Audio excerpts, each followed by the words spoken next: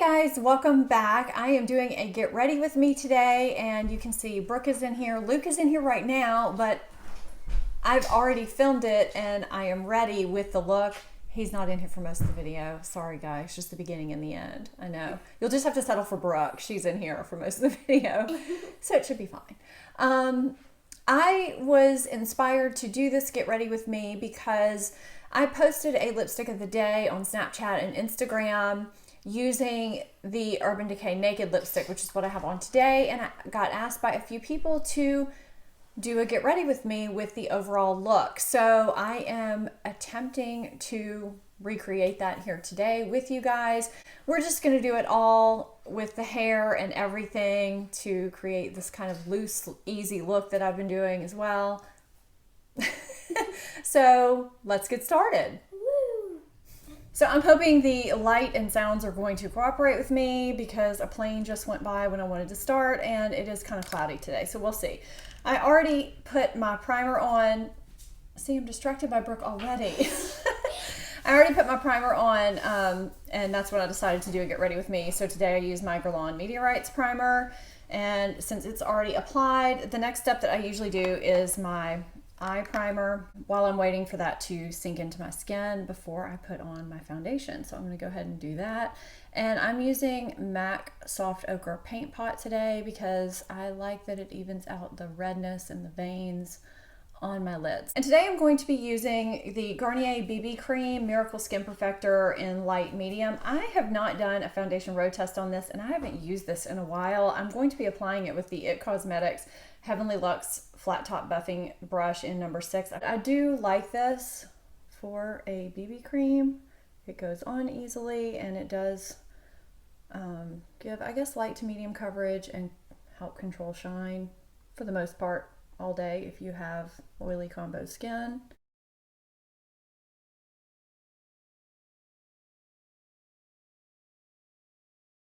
So Brooke's birthday is on St. Patrick's Day, and we've been planning that out. Her party is not until the beginning of April. So she has all kinds of stuff on her list, and for the party, we're taking her and her friends to see Beauty and the Beast, and we're making slime. Are y'all aware of what slime is? Apparently it's all the rage, and there's some kind of Elmer's glue shortage. Because so many people are making it. So we're having to come up with alternative methods to make it. So now I'm using Benefit Erase Paste, which you guys know I love to correct my under eye purple circles. Aren't they beautiful? Okay, so I'm just patting this on when I am in a rush, which I'm really not right now, but when I'm in a rush, I dot it on at the same time with my fingers. So today I'm using Urban Decay Naked Skin Concealer, which is quite a change from my usual Tarte Shape Tape. I'm using the shade Light Neutral, and I actually do use it straight from the wand because less comes out than with the Tarte. And I do use a damp sponge, just like I do with the Tarte. So for those of you who have watched my Tarte Shape Tape How to Apply If You're Not a YouTuber tutorial, this might be another option for you to try because it is a little bit lighter. I find that it's working for me pretty well just as another option. And again, if I feel like I need a little more highlighting or brightening, I will just put a couple more dots. Layering is better than caking on, always.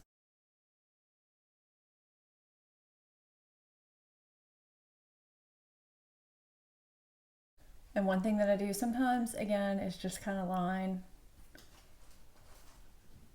right along this lower lip line just to even it out.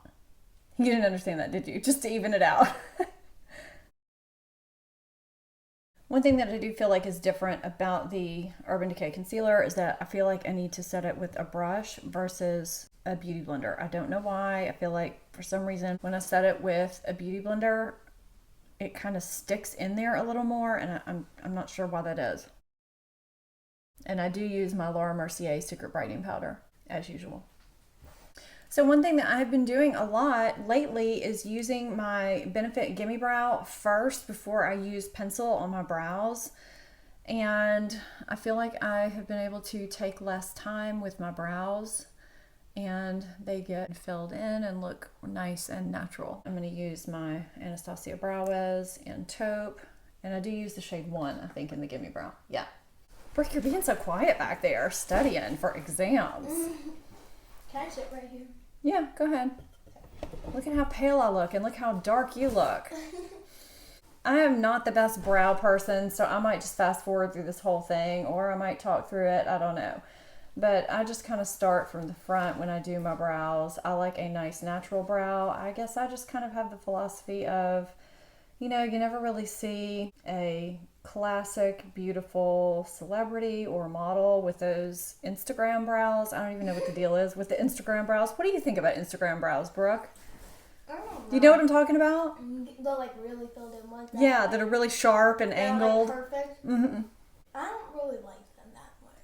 Yeah, I guess they just look so not natural to me. I mean, I know I'm old and stuff, but I just feel like... And they do like really dark right here and then light at the tip, and it just, I don't know. Yeah, and I guess I feel like... They're like they're really sharp and like... Angular. Yeah, or angular, I guess. Yeah. And that's just not the way brows look on a normal face, even when you're younger. Kind of a natural classic brow is what I go for, and this one is more filled in than this one, so I always have to try and make this one look somewhat like this one, and it never is totally equal. So I always say they're sisters, not twins, and I just kind of do the best I can. And I always go from the front towards the outside and kind of look between. Okay, so that's about as good as they are going to get today, and I'm okay with that. I try to spend as little time on my brows as I can and just make sure they are not, you know, completely lopsided. One thing that I am going to mention that I'll probably mention again in one of my challenging eye series videos is that if you want to make sure you have a little bit of lift going on, make sure that the tail of the brow is not lower than the front part of the brow. That can definitely drag the eyes down more. So just a little note. I am going to do lip liner now just because sometimes I like to do it before I put on powder. It seals it in a little bit more. I'm using Lancome Natural Mauve today. And this is pretty close to my natural lip color, and I do always just take it up and fill in and then kind of go like that and then just fill in the rest. So it's not completely colored in, but it just gives a little bit of definition, and it helps whatever lipstick I put on it adhere a little bit better. And if I'm not wearing a lip liner that somewhat matches my lipstick, I do always put on one that matches my lip color in some way. So now I'm going to put on powder, and because I didn't use a damp beauty blender to apply my foundation, I'm just going to use a regular little puff and dip it in my Laura Mercier translucent powder. Get a good amount on there. You guys know, if you've watched my channel for a while, this is just how I do it. It looks kind of crazy, and I just press, press, press.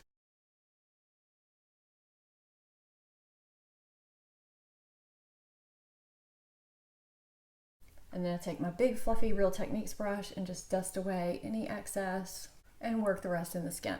And I try to get some on my eyelids too, so that it makes my eyeshadow glide on easier. I have not used this in a tutorial yet, I don't think. I got this in, was this a BoxyCharm, Brooke?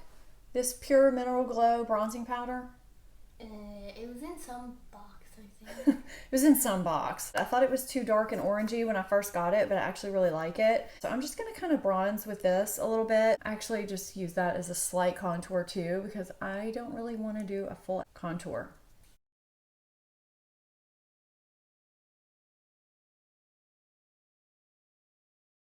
And I am using Cargo Tonga today with this angled Morphe E4 brush.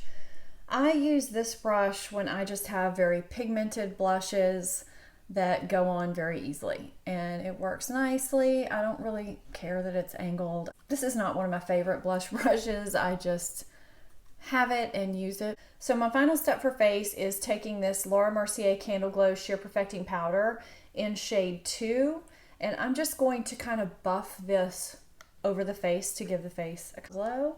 I have been liking doing this lately with either a sheer glowy kind of powder or even just a translucent type of powder.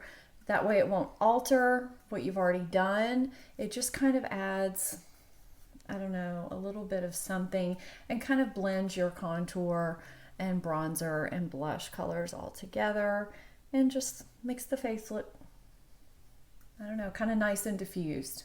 And moving on to eyes, I am going to use an oldie but a goodie because I have not been using this. It really is a good palette, and the other day when I got asked to do a get ready with me with the look that I achieved, I had used the Too Faced Naturalized palette. I can get a very similar look with this palette, and I just used the Naturalize in an eye tutorial. So I just wanted to pull this out and do a similar look with it.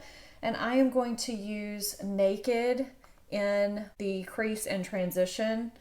And I'm just going to take my Sigma E40 and angle it up the way I do and put it in the crease as my transition shade and slightly above the crease, almost up to the brow bone. And I really don't even have to use a lot of pressure here because it's got a decent amount of pigment.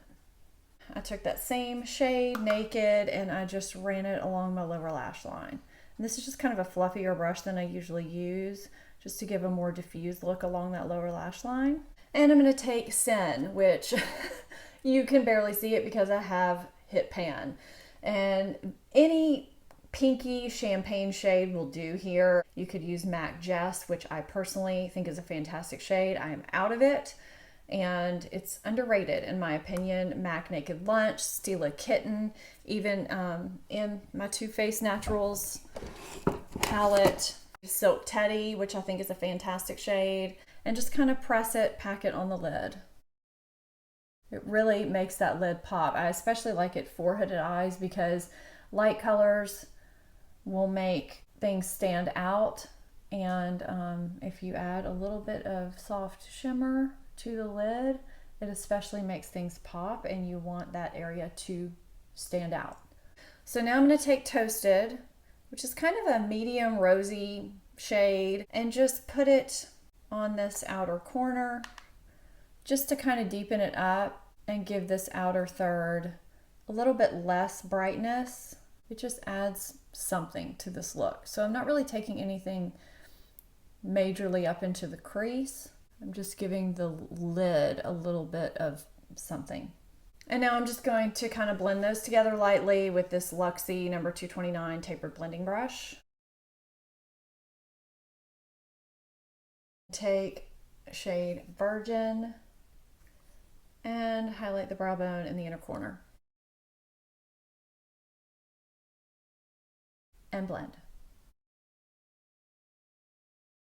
So the other day I had lined with Espresso, and this is one of my favorite colors to line with. I am about to hit pan. I am desperately looking for a single dupe for this color. I haven't found one yet. Today I'm going to line with Dark Horse, and I feel like there is more fallout with this, so I'm just going to keep my fingers crossed that I don't get fallout all underneath my eye. I'm going to tap off my brush a lot before I start going. So I'm just using my flat Laura Mercier flat eyeliner brush, and I am just going to make my line here that extends up from my outer lash line. And I did dampen my brush just a little bit, just to let you guys know.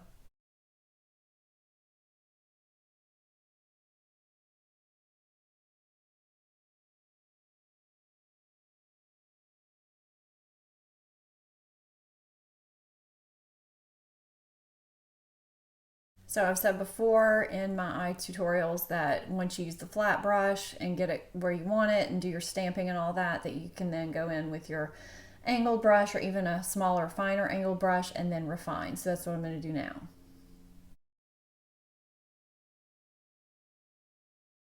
And if you want to know more about that technique, you can see that video. I'll link it here and I'll link it in the description box below. I'm going to curl my lashes with my Shiseido lash curler. This works for my eye shape. You use whatever curler works for yours. Lashes are curled, and I always do my bottom lashes first because if I do my top lashes first and then I try to do my bottom lashes, I ended up with mascara on the hoods of my lids. So I use Maybelline Lash Discovery Waterproof on my lower lids because it has a very small little brush and it's waterproof so it doesn't smudge. And on the top, I'm using Maybelline Lash Sensational, again, waterproof because I need a waterproof. to hold the curl. My second coat of mascara is going to be Tarte Tarteist, and I am going to tip the lashes with translucent powder because some of you have been asking me about that trick for mascaras that tend to smudge up here as the day goes on. So I'll show you guys that really quickly after I apply my second coat. And while that's drying, before I do the powder, I'm going to apply Urban Decay Naked. Now this is the old formula, but they do have it in the new formula, which I'm going to need to buy because this is all I have left of this color and I absolutely love it. This is a great color if you like pinky nudes.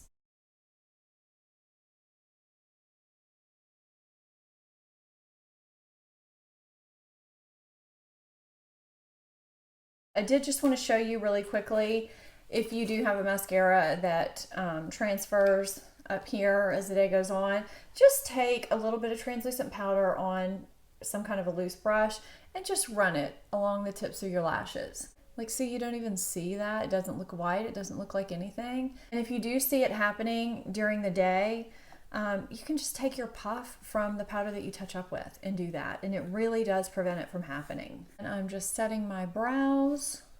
And that is going to be the last step. I'm using Anastasia, what is this called? Clear Brow Gel. That's a technical name. So yeah, that is it for the face, and I'm going to go show you how I did the kind of loose waves or loose curls kind of at the end of the hair, and that'll be it. So I'm going to do this hair part as quickly as I can because I feel like this video is running a little bit long.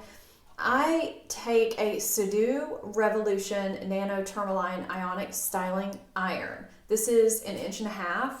And I just iron out any little kinks that I have first. So you see, I just kind of dried it all haphazardly. If you don't have any kinks, if your hair is naturally straight, you don't even need this part. So you can just fast forward to the curling part. But when I'm doing this, I try and lift it from the root so that I have a little bit of lift, obviously. And I just kind of flip it and again, just iron out any little kinks or curls or whatever that you have that kind of bugs you. Smooth out any frizz. And I don't usually need to do this all over my head. It's usually just in certain parts that get frizzed up or that don't quite, you know, lay right. And everybody's going to be different with this. So because this is not a curly hair look, in my first hair tutorial that I did kind of curls that went all the way down. This is more of a straighter look with loose curls towards the bottom. I want to make sure that this top part is kind of smooth. So I am going to take this through this area too. I don't like being turned away from the camera, but I wanted you guys to see that. So then I'm going to flip this part up. So I'm hoping you can see that. I want to gather this at the root and lift up.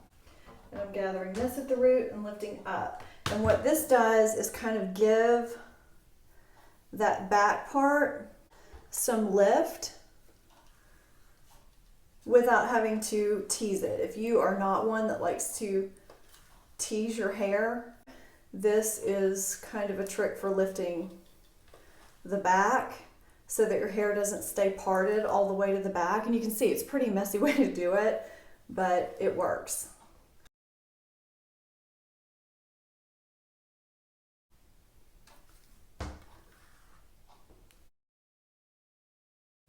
Okay, so then I'm going to check it out with a mirror just to make sure the back is kind of going in the direction I want to and there's no like weird part thing going on.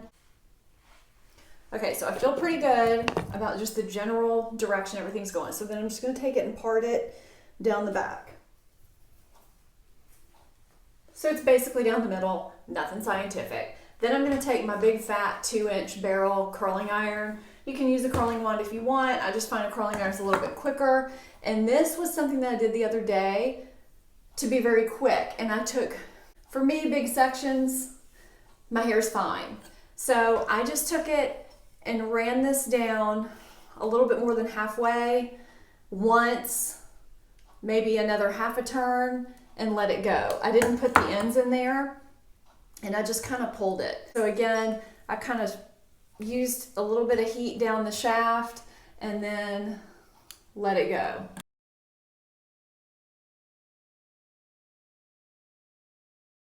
I think it took me like 5 minutes to do the curls. So if you already have straight hair and you're only doing the curls, it's going to be really, really quick for you. And that end part is not in the hair.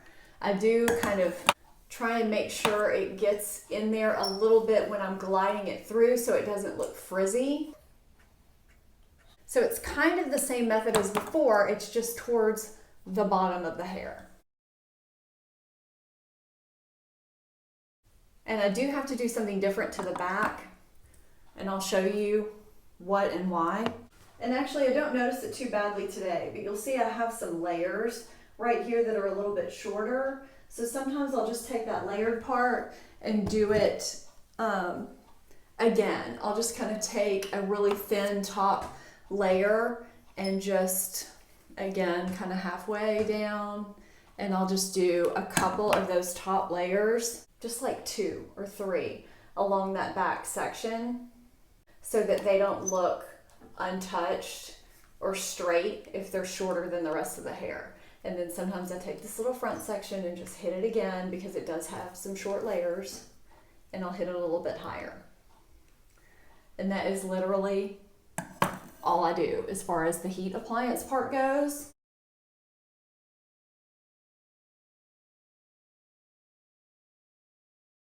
It's really loose and not too curly. And then I just take this Bumble & Bubble Hairdresser's Invisible Oil and I take maybe half a pump, rub it through my fingers, and just kind of put it through my hair. So it just gives it a little bit of shine, but it doesn't weigh it down. And then I swear I'm getting to where I cannot live without this Living Proof Full Dry Volume Blast. I mean, it is everything.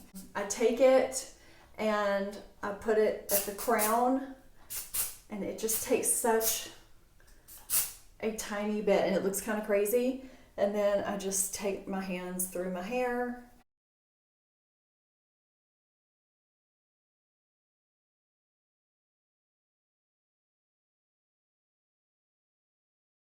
But if you look at the amount of volume my hair had before and then the amount now, and then I add in the amp. So this is the amp, and then look, I get all excited. I take, it's not even a dime amount of the Living Proof amp. I rub that all through my hands until it's clear. And then I take that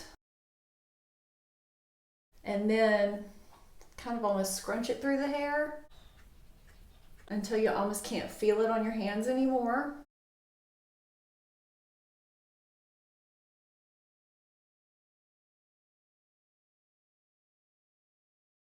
I feel like that takes my hair from being kind of bodiless to having body. Just those 2 products, adding those in. It's kind of crazy to me.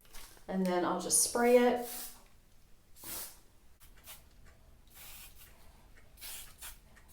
A little bit, and that just gave me something at the ends of my hair so it's not just straight.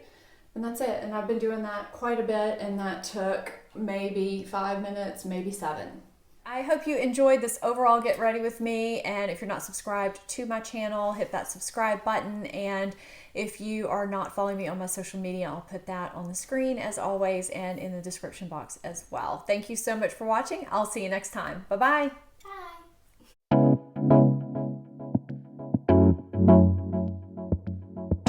Bye.